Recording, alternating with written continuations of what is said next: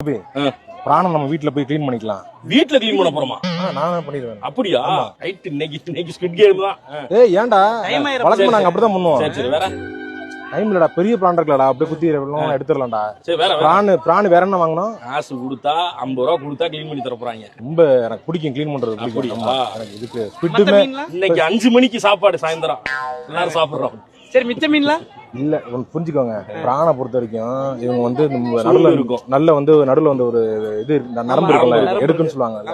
அது நம்மளே எடுத்தாதான் கரெக்டா அந்த கட் பண்ணி அழகா எடுப்போம். கிளீன் பண்றது ஈஸியா இங்க உள்ளவங்க எல்லாம் சரியா பண்ண மாட்டாங்கன்ற அவங்கள வந்து தப்பா சொல்றேன். அவங்க பண்ண தெரியாது. எனக்கு நான் பண்ணா சாட்டிஸ்ஃபையா இருக்கு.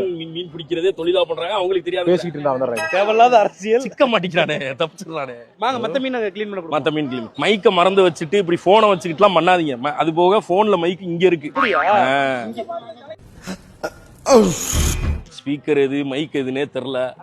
இதுக்கு முன்னாடி இன்ஜினியரிங் படிச்சிருக்காங்க, கேட்டா சிவில் இன்ஜினியர்னே, அது ஈஸினேன்னு ஒரு உருட்டுவேன். இதுக்கு முன்னாடி டேக்ல பாத்தீங்கன்னா நான் இப்படிதான் பிடிச்சிருந்தேன். இந்த டேக்ல போன் இந்த அதுக்கு நடுவுல ஏதோ போயிட்டு வந்துட்டா காலையிலேயே பிளாக்ல வாங்கியிருக்காரு. மக்கள்